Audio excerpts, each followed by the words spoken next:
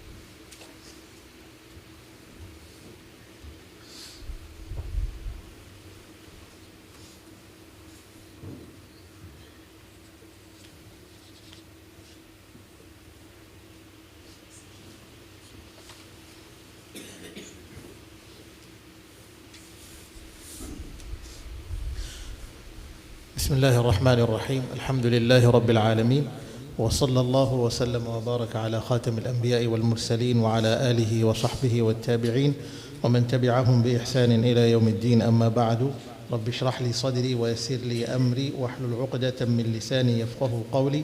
اللهم ابسط علينا رحمتك وانشر علينا من حكمتك وافتح لنا فتوح العارفين، ولا حول ولا قوة إلا بالله العلي العظيم. اللهم لا علم لنا إلا ما علمتنا إنك أنت العليم الحكيم. آمين يا رب العالمين. السلام عليكم ورحمة الله وبركاته. ما شاء الله، يا مرحبا بقدومكم في المرة الأخرى في درس جديد إن شاء الله. لكن هذه المرة what we're going to do this time, we're going to read from the beginning of this chapter to the end of it before we even get into what we have to do today. We're not going to repeat what we did last time. Okay? We're not going to repeat what we did last time. We're going to cover what's needed today, and I hope you remember what we were talking about. I hope you do remember. That's waters, but what waters? Okay. So we're going to read from the beginning of Aqsamul Miyah to the end of it, and then we're going to start looking into what we need, inshallah. Okay. فقال المصنف رحمه الله تعالى نفعنا الله به وبعلومه في الدارين. ولما أنهى الكلام على نواقض الوضوء أتبعه بما يرفعه فقال. ماذا قال؟ اعلم وفقك الله تعالى أن الماء على قسمين، قسم مخلوط وقسم غير مخلوط. فأما غير المخلوط فهو طهور وهو الماء المطلق، ويجوز منه الوضوء سواء نزل من السماء أو نبع من الأرض. ثم شرع في القسم الثاني. وأما المخلوط فقال إن تغير أحد أوصافه الثلاثة، ماذا؟ لونه أو طعمه أو ريحه، فهو على قسمين. تارة يختلط بنجس فيتغير به، فالماء نجس لا يصح منه الوضوء. وإن لم يتغير به، فإن كان الماء قليلا والنجاسة قليلة كره الوضوء منه على المشهور. وتارة يختلط بطاهر فيتغير به، فإن كان الطاهر مما يمكن الاحتراز منه كالماء المخلوط بالزعفران والورد والعجين وما أشبه ذلك، فهذا الماء طاهر في نفسه غير مطهر لغيره. There are certain parts which عبارات for those students who want to be students of fiqh, you must know them. طاهر في نفسه غير مطهر لغيره. You have to memorize. And don't give any students chances. عبارات like this you must memorize. ماء طهور. You must memorize that. ماء طاهر مطهر لماذا؟ مطهر غير مطهر لغيره. طاهر في نفسه لكن غير مطهر لغيره. You have to memorize that. And I believe it's part of the عبارات if you look at the عشماوية متن. It's there. فيستعمل في العادات من طبخ وعجن وشرب ونحو ذلك، ولا يستعمل في العبادات لا في وضوء ولا في غيره. وإن كان مما لا يمكن الاحتراز منه كالماء المتغير بالسبخة أو الحمأة أو نحو ذلك، أو الجاري على معدن زرنيخ أو كبريت أو نحو ذلك، فهذا كله طاهر يصح الوضوء منه والله أعلم. وصلى الله وسلم وبارك على نبينا محمد. انتهى الدرس. Class is finished. Shall we go home? خير. Where we stopped at, we said that mainly there are two types of water. And what are the two types? Quickly. Pure and impure. Jazakumullah khairan. When it comes to pure, do we have types of pure or do we have one type of pure? We have types. When it comes to impure, do we have one type, two types, or more than two types? We have mainly two types, isn't it? And it goes on like that. Now let me ask you, when it comes to impure water, is there water there that we can use for wudu? Yes or no? Yes. There is. There is. And may Allah bless Sheikh Adam. He literally did the little PowerPoint, which I believe is, you sent in the group, isn't it? You didn't. You can send it to them. It's not for the group chat. No, there's not fiqh group chat. There's a main group chat. So we should have a fiqh group chat, isn't it? Okay, khair. Open it, please. Okay. You could open it after class, a fiqh group chat. For those who sincerely want to be part of this group, inshallah ta'ala, we will, you get it from there. Like before we do it, let's talk, inshallah. Because it will be much easier. I need to know how to structure it for the students, inshallah. So we said that we have ma'un tahurun, and then we have ma'un tahirun ghayru mutahhirin li ghayrihi. We have ma'un tahirun. Lakin in this category of ma'un tahir, what's quite amazing is that there is ma'un tahir, which is tahirun fi nafsihi wa mutahhirun li ghayrihi. At the same time, it is tahara in itself, pure in itself, and you can still use that water, but mulhaqun bit-tahur wa laysa bi-tahur. It is put together with that which is tahur, but it is not from the category directly as tahur. What is tahur? Is that pure water which is known as al-ulama yaquluna madha al-ma'ul mutlaq. Among the mustalahat fiqhiyya, if you want to memorize, you have to memorize al-ma'ul mutlaq. You'll find it in the text, if I'm not wrong. وَهُوَ الْمَاءُ الْمُطْلَقِ, which is water, general water, simple water that you use every day. Understood? And we said from the awsaf of water, the characteristics of water, how many are there? Water has 10 characteristics, is that correct? Water has 0 characteristics, is that correct?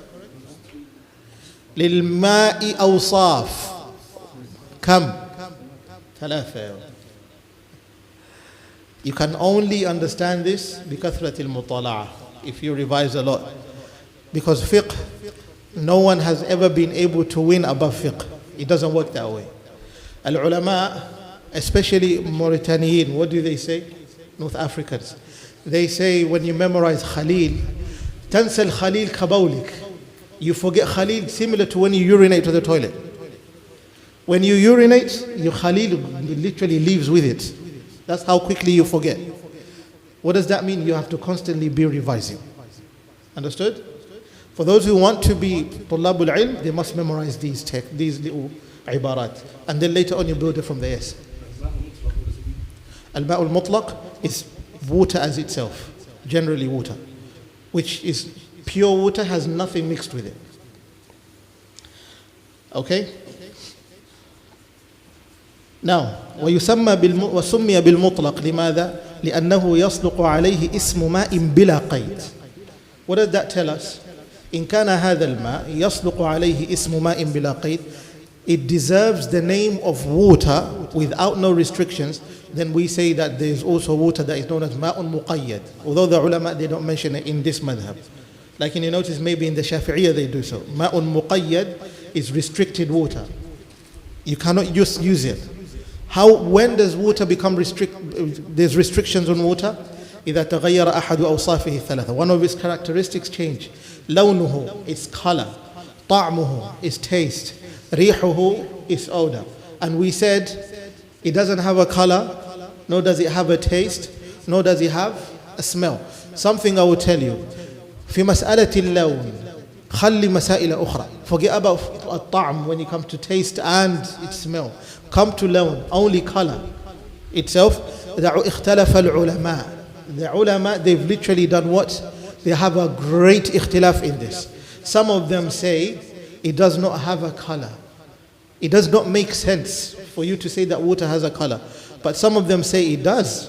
Why? Because عقلا مستحيل أن تقول لشيء ليس له لون وهو جنس من الأجناس. This thing is a body just like any other body. It's a jism in itself. How could it not have a color? And a body has to have a color in order for you to see it. Which means water has a color which is white. But it's more whiter than what? Milk. It's more whiter than milk. So because of its purity, it's beyond white that it literally takes the color of its shape or wherever it's put. That's why. But it has a color. And in reality, if you look at water when it flows, yes, it does have a color. You cannot say water does not have a color. You can only find this in the Hawashi when you read. Understood? Now, those are the things that we looked at previously. But now we have al-ma'ul makhlut, water that which is mixed. When it comes to water that which is mixed, that's when we said he looks at what? The three characteristics, we've already mentioned them, we're not going to go into them. And he says, فَهُوَ عَلَى قِسْمَيْن وَلَكِنْ نَقُولُ فَهُوَ عَلَى أَرْبَعَةِ أَقْسَامٍ. They are 4 types, not 2, 4. Mainly though, there is that of those 2 types, that which you can literally use, لكن ليس بوضوء. ليس للوضوء. You can use it but not for wudu. And the other one is that which you cannot use for wudu nor your day-to-day life. But question is, this is the question. Is there useless water? Water that you cannot use is literally meaningless. Is there? If water has najasa on it, can you use it to cook with? No. But can you use it to do wudu? No. Does it make this water useless? For those who say yes, why? For those who say no, why?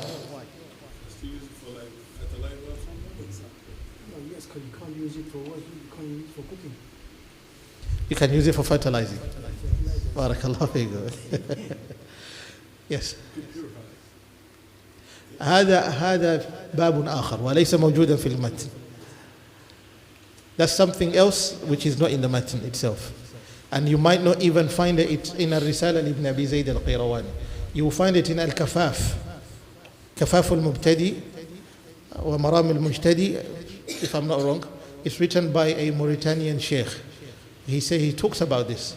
والخلف في مصلحه كالدبغ. والخلف في مصلحه كالدبغ. And then he carries on by saying أصحها ما كان منهم الملغي. أيوة. والخلف في مصلحه كالدبغ أصحها ما كان منه ملغي. This is related to water that is purified. You use other means to purify it. لماذا؟ قديما ماذا كانوا يستعملون? What did they used to use? Leather. Nowadays we use bottles, isn't it? They would use these leather pouches and they'll fill water in it. But you cannot just use water like that.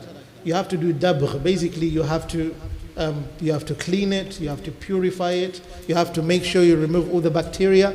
And when they used to put water inside it and they drink, they can taste some traces of that the cleansing agents that they use. You get what I mean? That's how it works. And one of them is chlorine today. Now, question is, can you use swimming pool water to do wudu? Because it is purified. No, you can't. You can't. For many reasons. First of all, you don't know what's happening in there. Second of all, see, laughing. You know what happens, isn't it? Second of all, the chlorine is extremely strong. That it's apparent. The taste and also the smell has changed. لهذا you cannot use it for wudu. Can you use it for cooking? لا يصلح as well. You can't, because you're literally gonna be consuming a lot of chemicals inside you. Yes. Sir. If you jump in the swimming pool, it's fine. It's okay. Now coming here, he says that فهو على قسمين تارة يختلط بنجس فيتغير به. Sometimes it mixes with najasa and then it changes with it. Listen to this. ماء متغير بالنجس. Water that is mixed with is changed by najasa. Water that is changed by najasa. So he says over here a ibara which is very important when it comes to studying fiqh. يجب عليك تفكيك العبارات. You have to break down the ibarat. It's not a science that is only enough for you to learn Arabic. You need to learn Arabic, number one, and then you have the sheikh that literally breaks it down for you. وهكذا العلم. Understand that. You cannot come and claim you read it from this matn or that book and then say this is ilm. No, that's not how it works. You have to go from your mashayikh, from their mashayikh, and it carries on like that. لو لم يكن هكذا. If it wasn't like that, how would the Sahaba learn? Ask yourself that. من من أخذوا? From whom did they take? From Rasulullah sallallahu alayhi wa sallam. أليس كذلك? They أخذوا من الرسول صلى الله عليه وسلم. ومن من أخذ الرسول صلى الله عليه وسلم? From whom did he take? From Jibreel alayhi salam. Jibreel delivered that from whom? Allah tabaraka wa ta'ala. وهكذا. Allah will literally feed Jibreel alayhi salam. Jibreel alayhi salam will come and feed whom? The Messenger sallallahu alayhi wa sallam. Rasulullah sallallahu alayhi wa sallam would do whom? Would do what? Feed the Sahaba. Basically, it goes like that, as a chain. It does not happen to be in a book, in books. As I was having a conversation, I'll tell you, this idea of people literally just going through books and understanding a science without having it unlocked to them by the right people, meaning the right mashayikh, is a modern ideology. It's a modern idea. How having universities that you do your own research, you only attend one lecture, you become a doctor and a professor, and you think perhaps that's how it works. It doesn't work that way. That's not how it works. You end up failing left, right, and center. You don't do that. Understood? Now what you need to understand is ma'un taghayyara binajisin. Water that got changed by najasa. Question is, what if this water was not changed by najasa? What do we do? Understood? Is it mixed with najasa or not? It's mixed with an impure substance, isn't it? But has it changed? No. So water has to change for you to give it a hukm now. Does that make sense? إذا تغير أحد أوصافه الثلاثة, when one of its characteristics change, then that's where the conversation begins. Because I'll tell you what. Remember, when we said in our last class, we're not going to look into this, we're going to delay it. If you look at the ulama when they're doing the sharh, they say هذا ما نسميه اللف والنشر غير المرتب. In Balagha, there's something called al-laff wal-nashru ghayr al-murattab.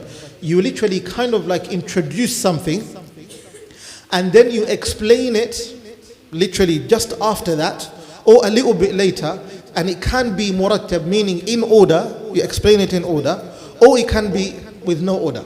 How so? For example, Allah says in the Quran, مثلا هو الذي جعل لكم الليل والنهار لتسكنوا فيه ولتبتغوا من فضله. What does that mean? He is the one that placed for you the night and the day, لتسكنوا فيه, that you seek shelter in it, with it, or in it, or by it, and you rest. You seek sakina and waqar in it. وَلِتَبْتَغُوا فِيهِ, and you do what? You also seek Allah's fadl, basically your rizq throughout the day. Notice this. Allah started with what? The night and then the day. Now when do you seek peace and shelter and sakina? During the day or during the night? And so Allah starts explaining how the night looks like. And then later after that, then He starts explaining what? How the day looks like. But then you find that in certain examples in the Quran, this is a little bit too lughawi. You don't have to hurt your head about this, okay? This is balaghi. وَجَعَلْنَا اللَّيْلَ وَالنَّهَارَ آيَتَيْنِ فَبَحَوْنَا آيَةَ اللَّيْلِ وَجَعَلْنَا آيَةَ النَّهَارِ مُبْصِرَةً لِتَبْتَغُوا فَضْلًا مِّن رَبِّكُمْ وَلِتَعْلَمُوا عَدَدَ السِّنِينَ وَالْحِسَابِ. In Surah Al-Isra, Allah says that we placed the night being one of the signs of Allah, and the day being among the signs of Allah. Then later on, rather than explaining that, the night is what He should talk about, where the night you can literally seek the stars and see the moon and that. He doesn't do that first. He explains that so that you seek your provisions first, then you can see the night by looking at the stars. But what did He start with? Did He start with the night or the day? He started with the night. But in explaining, He did not explain the night first. He explained the day. Does that make sense? Does that make sense? So let's say, for example, alaykum salam wa rahmatullahi wa barakatuh. You start talking about رأيت عليا وعمرا.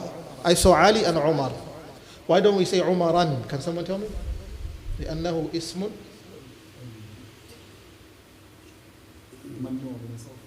جزاكم الله خيرا. You cannot say Umaran because it's a name that you cannot give it a complete what? You cannot give it a complete i'rab. You cannot change its diacritics completely. Basically, you can't play around with it. It's muqayyad. It's restricted. Understood? And forgive me of this. I'm just adding more stuff which you don't need. رأيت عليا وعمر. I saw Ali and Umar. Who did I start with? Ali. And then I mentioned whom? Umar. But rather than I explain about Umar, I start explaining about Ali first. So that is in order. But if I start explaining about Umar rather than Ali first, is that in order? It's not in order because I saw Umar second. I did not talk about Ali. I didn't mention Ali first. Does that make sense? هكذا. So over here, what the ulama say is that the way it's organized is not in order as you expected, because he was supposed to start with mixed water so that you can understand that first. Because unmixed water is easy. You know, okay, water is not mixed, khalas, use it, it's finished.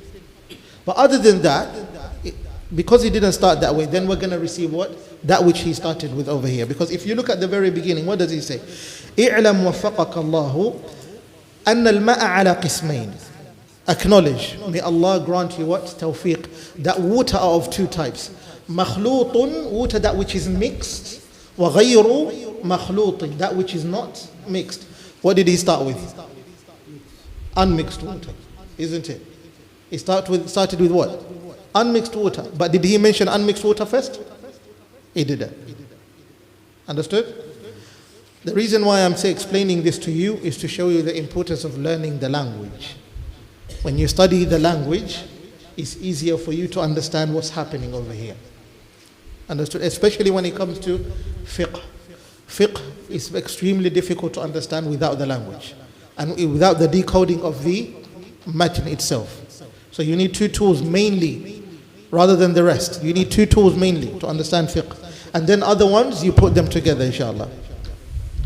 Water that which is mixed and then it changes its awsaf. He says that al-ma'u najis. This water is mutanajis, has become najis. You cannot use it. لا يصح منه الوضوء. Understood? You cannot use it. Which means to say, if you cannot use it for wudu, you cannot use it for عادات. Okay? لا يصح منه الوضوء ولا استعماله للعادات. You cannot use it for wudu or your day-to-day activities. You can't use that water. You can only use it for fertilization, or you can use it to your animals. Khalas, it's simple as that. Lakin then we have this issue. Lakin if the water is mixed with najasa, by the way, we're still talking about najasa. What if وَإِن لَمْ يَتَغَيَّرْ بِهِ? What if it hasn't changed? You haven't changed. It's mixed with najasa, but it hasn't changed. What does he say? فَإِن كَانَ الْمَاءُ قَلِيلًا. If the water is very small in quantity, it's very little in quantity, وَالنَّجَاسَةُ قَلِيلًا, and the najasa is little in quantity as well, كُرِهَ الْوُضُوءُ مِنْهُ. It is makruh to do wudu from it, على المشهور, according to the famous opinion of the madhab. لكن Why do we say famous opinion of the madhab? According to the Maliki madhab, why do we say ala al-mashhur, ala al-mashhur? Why do we use that all the time? It's because there is a qawl from other ulama that say otherwise, that say no. This type of water, you cannot use it. Does that make sense? Lakin al-asah, that which is the correct opinion and which is the correct one actually, is this. Lakin when does it become makruh? When does it become makruh? You notice that over here, he doesn't mention it. Even in the sharh, the simple sharh of Jawahir al-Zakiyah, he doesn't mention it until you go to the hashiyah, even further. What do they mention? This is what they mention. It becomes makruh when you have other water which is clean water, pure water, and you decide not to use it and instead use this type of water. Understood? What if though you're left with no water but this one only? Does it remain to be makruh? No, it's not makruh. Is that clear? When is it makruh? It's makruh only when you have an option. But when you do not have an option, it's not makruh. Because the ulama say you have to use that which is pure. And if you use this one, it will be makruh. And for the one who commits a makruh can actually lead himself or herself to get what? Sins. To be sinful rather than attaining any thawab. Is that very clear? Because makruh, karahiyya, is the borderline between that which is halal and haram. It's easy for you to tip to the other side when you commit a makruh. And that is the side of haram. That's why the ulama, the mashayikh, what do they say? If the mashayikh, if the scholars would not stay away from the makruh, then how about those who follow them? What would they do? They will fall into haram, isn't it? And if the ulama, they stay away from even the mubahat and they only stick to the halal, at least the people will stick to the mubah. Basically, there's a downgrade of the people, one grade lower. But if the ulama would literally go for the makruh, what do you think the people would do? They will end up falling into haram. Because they say, so alim fulan, he did it, it's fine, then you do it. You fall into it completely. Is that very clear? So I'm just trying to summarize for you over here. Then he carries on by saying, وَتَارَةً يَخْتَلِطُ بِطَاهِرٍ. And sometimes it's mixed with that which is tahir, فَيَتَغَيَّرُ بِهِ. And it does what? It changes with it. It changes because of it. Now, if this tahir, that now comes in another division. Al-ma'ul makhlut, mixed water, we said there are of two types. That which is mixed with najis, that which is mixed with tahir. That which is mixed with an impure substance, and that which is mixed with what? A pure substance. That which is mixed with an impure substance, we said it divides to two. That which is mixed with a pure substance also divides to, actually three. Three, yeah. Now it's three, it's not two anymore. I'll tell you why. Najasa, mixed with water, you have two options. You have to look at the water. Is it mixed with a lot of najasa, a lot of impurity that one of its characteristics have changed? If so, then that water, forget about it.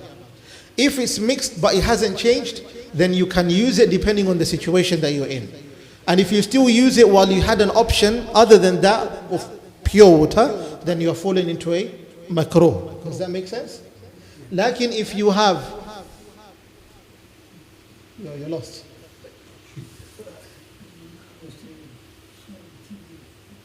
No worries, inshallah. You can go through it throughout the whole week while after the class, inshallah. It's online, bi'idhnillah. And that which is mixed with pure is of three types. Why? إِذَا تَغَيَّرَ. Number one, if it's mixed and it changed. That which changes, there's two types. But that which doesn't change is only one. If it doesn't change, then obviously, you can use it. Isn't it? If it doesn't change, you can use it. It's simple. It doesn't change, you can use it. But what if it does change now? What if it does change? Don't forget your question.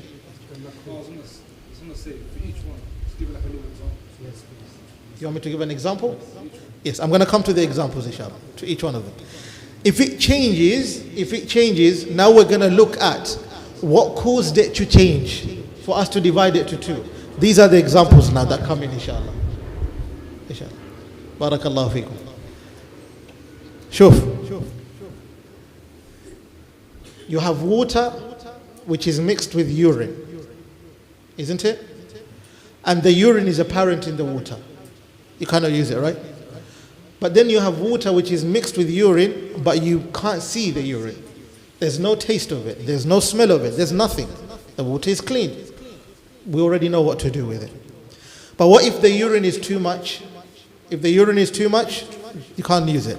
If the urine is a little bit, then it depends on your situation. That's simple. Coming to that which is clean now.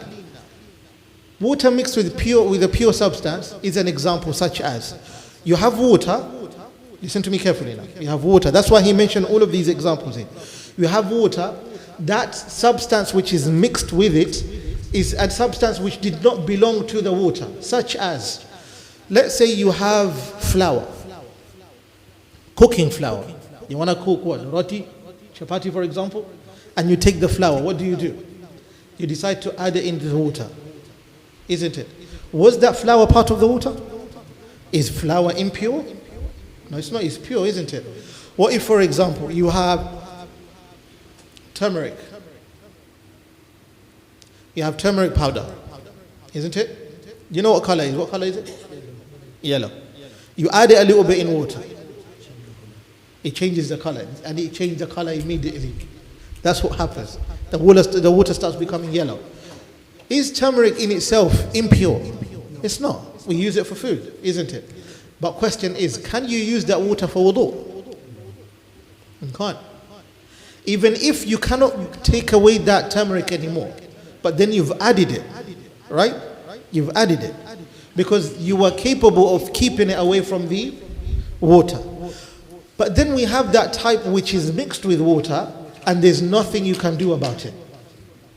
For example, you go down to the River Thames or River Roding right now. What would you see? See little weeds, river weeds. You will see teen. You will see leaves. You will see all of the mud, isn't it? You see all of that because that's when he mentions it over here. What does he say? For example, he gives an example such as كالماء المتغير بالسبخة وهو التراب المالح. صوتي, what is it? Sand. والطين الأسود, which is dark clay. At the same time, al-muntin, it has a very bad odor at the same time. But it's from the earth itself. Can you do anything about it? Is it possible for you to remove that earth while the water is flowing on it? No, it's like basically, for example, having a pond. If you look at the pond, does the pond look pure for you? No, it doesn't. Does it look pure? Because a pond has frogs inside it, it has all of these. It's not flow. Yeah, it stays like that. What happens in that case? Can you say a pond is not clean? Yes. You can make wudu from a pond. That's the example of it. You You can make wudu from a pond. Yes. So we would know water to be classified as to be impure, pure, and purifying. No. Purifying now is, for example, you had water that was mixed with najasa. It's not purifying. As in you could do wudu also. Yes. Pure, which is you can't do wudu also. Yeah. You could use it. Yeah, pure water, impure water, and purifying. Yes. Jazakumullah khair. Thank you. Yes. You mentioned you can use water from the pond for wudu. But that water is contained, it's not flowing. No. It is. Lakin question is, can you get rid of that? Isn't it part of the earth? It's all together, right? Because he says, look, فَلَوْ تَغَيَّرَ بِطُولِ مُكْفِهِ. Okay? He says, okay, كالماء المتغير بالصبخة وهي التراب المالح أو الحمأة وهي الطين الأسود المنتن أو نحو ذلك أو الماء الجاري على معدن زرنيخ أو كبريت أو نحو ذلك فلو تغير بطول مكفه أو بمتولد منه كالطحلب وهو خضرة تعلو على وجه الماء فإنه يجوز استعماله ولو مع وجود غيره. Understood? Something that I want to mention to you, what we don't have in the madhab, mentioning that water which stays in one place. I do get that, where it comes from. It comes from the Shafi'iyya. You've heard a lot of the Shafi'iyya saying ma'un rakid, water that is stuck in one place. The Shafi'iyya have a problem with water that is it's not flowing water basically. Stagnant water, yes. Stagnant water, they don't use that water. They have a problem with that. But with us, it's different. We have to look at the water. It's stagnant but mixed with what? For example. Understood? An example like that. Yes. Because when I covered this one, they said if you still refer to it as water, so if you look at it and that you still class it as water, then it's fine. For example, the turmeric example, you wouldn't refer to that as water anymore. You say turmeric and water. Or if you have like lemonade, for example, you wouldn't say water. You say that's lemonade. But the pond, you still look at it, you still say that's still water. You don't call it anything else. Yes. That's how it works. That's why we did not say specific, we did not do what? Differentiate. You look at a pond, you classify as water.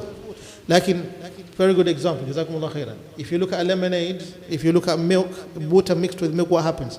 You don't classify as water anymore. It has changed basically. It's completely changed. Does that clarify it?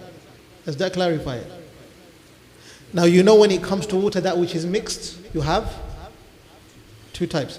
That which you cannot use for tahara, basically doing ghusl or wudu, but there are others which you can use for wudu and ghusl at the same time. Does that make sense? Does that make sense? Jazakumullah khairan. It's as simple as that. But when it comes to water in itself, there's no useless water, as we said. Even if there is water that is najis and you cannot use it for anything, but still you can use it for other reasons. Yes. What is it? Alcohol. But alcohol is not water. If you mix alcohol with water. Alcohol is najasa. Yeah, so that's used as water. Yeah, you cannot use it for cooking, nor can you use it for wudu. Huh? You can look. How about you give it to a cow and see how the cow will survive? No, wait. I'm saying Has a can of beer into a bucket of water. Yeah. And throw the whole water. Yeah, throw the whole water. So it's used as water. No, but you can't spill it on your grass. So you still use that for fertilization. Yeah, you use it for fertilization. Yeah. It's fine. Yeah. The fertilization is not going to get drunk. Don't worry. But what about if you have doubt about the pond? Yeah, because the maintenance goes on. Mm-hmm. The kids goes on and like in Bangladesh people are washing their things. Yeah. You need to look at the three. Yeah. The colour has It's like for example, let me give you a simple example. You go to a beach. Beach is flowing water, isn't it? And then you literally dived in, and all of a sudden, all you can see is excrement, and you see some urine, and you can literally smell it's urine, even though it's literally salty water. Some brothers are laughing because maybe they know what they saw before. Look, I've seen those scenarios. Don't worry, I've seen those when I've gone to the beach before. Now, in that area where that exists, can you use it? Even if it's allowed. Nufrid, mathalan. Okay, it's allowed. Ifrid. Just assume it's okay to use it in that position. Would you use it? Would you even swallow it? Or would you literally dive so deep and get rid of it? Yes, simple. Yes.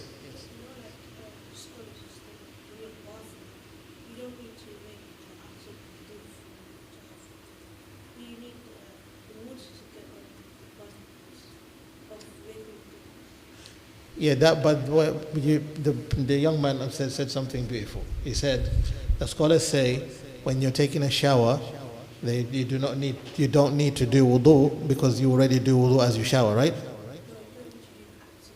You don't need to do the acts of wudu. You don't need to do the acts of wudu because your body already takes in the wudu. That is not every type of ghusl. And when it comes to ghusl, we're going to cover that inshallah, but simply to just clarify it here, this is how it works. You do wudu before you shower. But then, when do you wash your legs, your feet? When do you wash your feet? For which ghusl? Is it for janaba ghusl or is it for jum'ah ghusl? There's only one. I'm not going to give you the answer. wash it at the end. Huh? Wash it at the end. In the shower. Yeah. So then he says here, that type of water, كالماء المتغير بالسبخة that which is mixed with salty sand, مثلا, which is beach water, أو الحمأة, which is الطين الأسود, dark clay, such as rivers, and you notice that we have ponds and that, أو نحو ذلك, أو الماء الجاري, water that which is flowing water, على معدن زرنيخ أو كبريت أو نحو ذلك. Now, then over here the sharh says, فلو تغير بطول مكثه, if the water will change because it has stayed there for so long, أو بمتولد منه, or that which literally just grew from it, كالطحلب وهو خضرة. طحلب is literally, as we said, the weed and the green that comes out of it later on. تعلو على وجه الماء, it literally comes to the top of the water. فإنه يجوز استعماله ولو مع وجود غيره. You can use that even if you have another one which is pure than that. There's no karahiyah on that. There's no dislike. There's nothing wrong basically on that. There's no problem on it. The problem is only on the type of water which is mixed with a little bit of najasa, and the water is small, little in quantity in itself, and then you literally have another option and you decide to go for that which is mixed with najasa. And that najasa that you see there, you know that it has literally changed. Or maybe it has not changed anything, but you know the water is it's like having a jug that you want to do wudu with, and then a child literally just urinated a little bit inside it. But then you see that there's nothing that has changed. Obviously, you're not going to start doing madmada. You're not going to rinse the water, are you? But then you're gonna use it if you don't have an option, isn't it? For this one, whether you have an option or you don't have an option, فَهَذَا كُلُّهُ طَاهِرٌ يَصِحُّ مِنْهُ الْوُضُوءُ وَاللَّهُ أَعْلَمُ. So this is the end of it, and then he says after that, he says, بَابٌ فِي ذِكْرِ فَرَائِضِ الْوُضُوءِ. The chapter of mentioning the fara'id, the obligations of wudu. And when it comes to wudu, before he even goes inside into the basically opening the chapter itself, he does not start straight away with wudu. He breaks it down starting with the shurut. What are the shurut? Basically the conditions. Something I would mention to you today, and we're going to break it down next week. الشرط ما يلزم من عدمه العدم ولا يلزم من وجوده وجود ولا عدم. What does that mean? A condition is that which ما يلزم من عدمه, if it is absent, if that which is required is absent, then the entire deed is absent. Listen to me carefully. But it doesn't mean if that required piece for that deed to be fulfilled is available, then it would make the deed to be fulfilled. Mathalan, for example, it's simple as this. In order for you to pray, one of the shurut of prayer is, forget about wudu, give me another one. Something that you know, something in order for you to pray, if you want to pray, something that is not within your capability. مثلا time. جزاكم الله خيرا. دخول الوقت. Allah يفتح عليك. دخول الوقت. The entrance of time. Can you own it? Can you control it? Is there any way you can tell it come back or go forward? There's nothing you can do about it, right? دقات المرء دقات القلب قائلة له. The beating of the heart is telling the man, basically human being, إن الحياة دقائق وثواني. That life is only what? Minutes and seconds.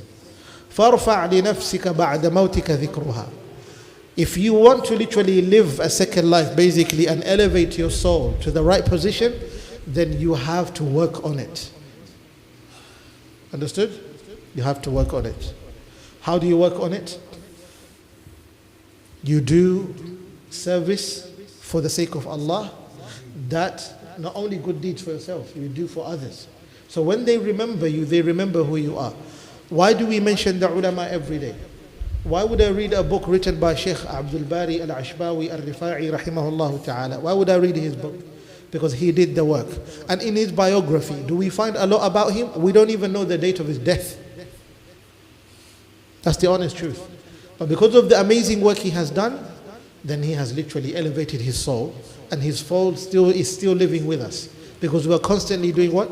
Mentioning it. This is one example, inshallah, and you can do the same.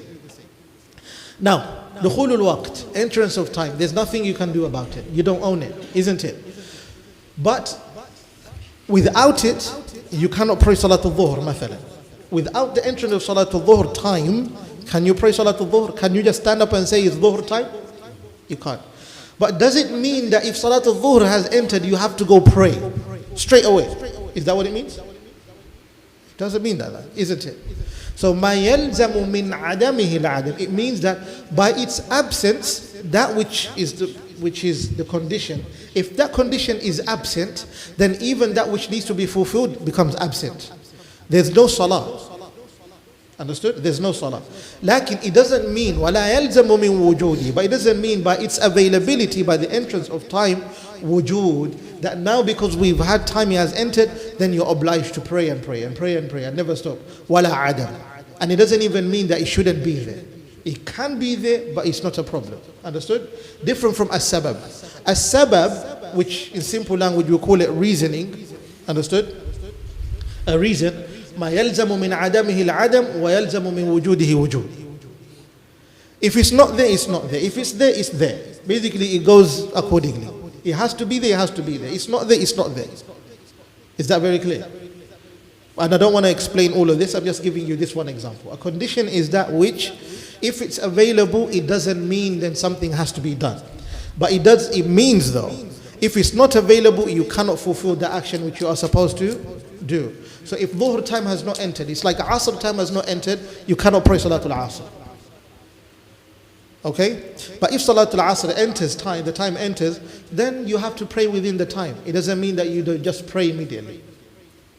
Understood? And then when it comes to conditions, we have two types of conditions. We have shurutu wujub wa shurutu sihha. Shurutu wujub and shurutu sihha, what are they? Conditions of validation. Basically, to validate your deeds, there are conditions. Okay? And then there are conditions which are obligations. Which one of those are in your capabilities? And which ones are not? We're going to discuss that in the next class, inshallah ta'ala. Wa sallallahu wa sallam wa baraka ala nabiyyina Muhammad wa ala alihi wa sahbihi ajma'in.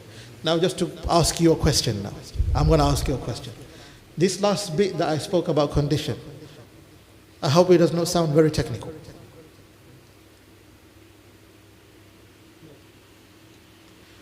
Honestly speaking, I feel for the masjid it does sound technical. There's no haya when it comes to saying something is technical or not. I'll tell you, when I started learning first, شروط ما معنى الشرط? What's the meaning of شرط? ما معنى السبب? What's the meaning of سبب? ما معنى المانع? What is a مانع? My head صرت حيران له أصحاب يدعونه. That's what will happen to me. What does that mean, حيران? Literally, you are confused. Completely lost. That's how I became. Despite being able to understand what's going on, but I had to go through it again and again and again and again until it became second nature.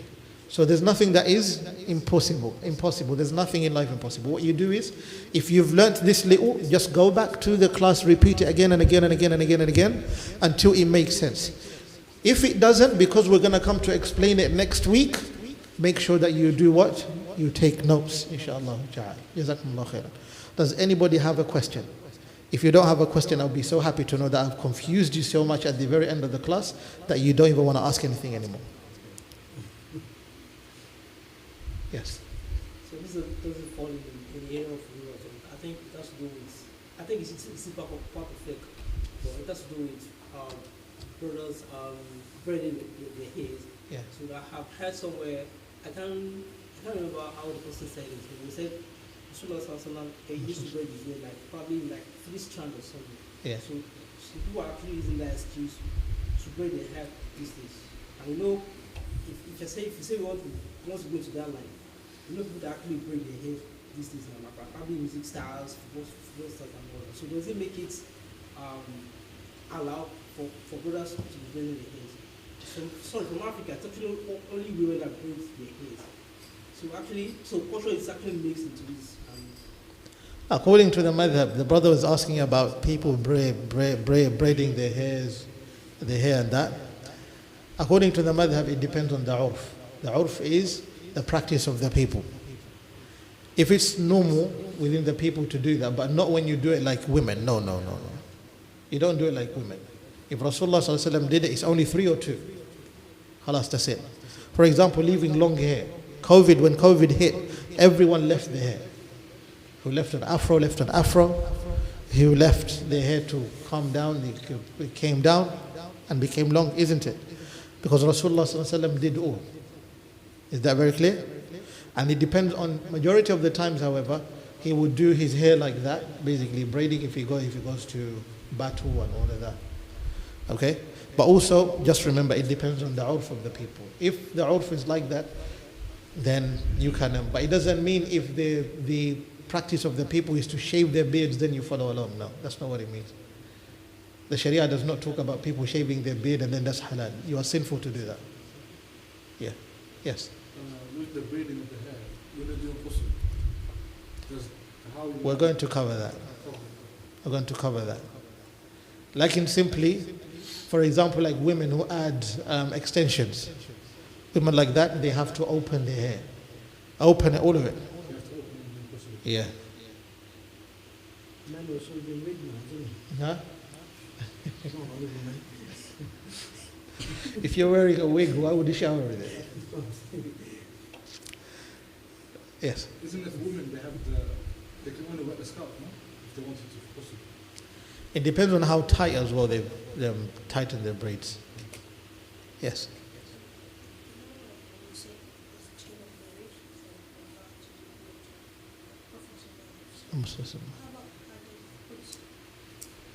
A hadith Qudsi.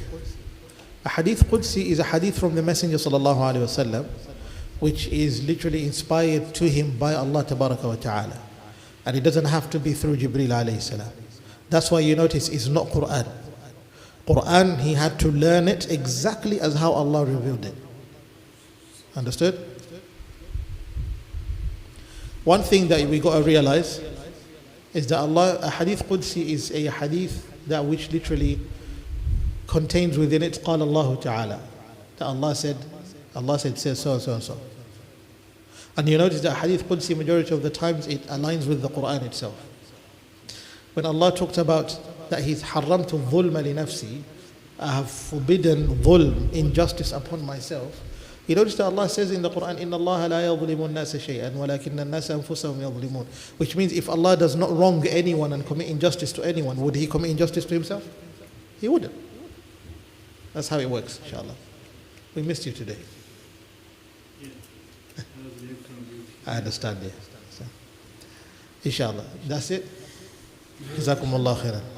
No. Barakallahu feekum. Assalamu alaikum.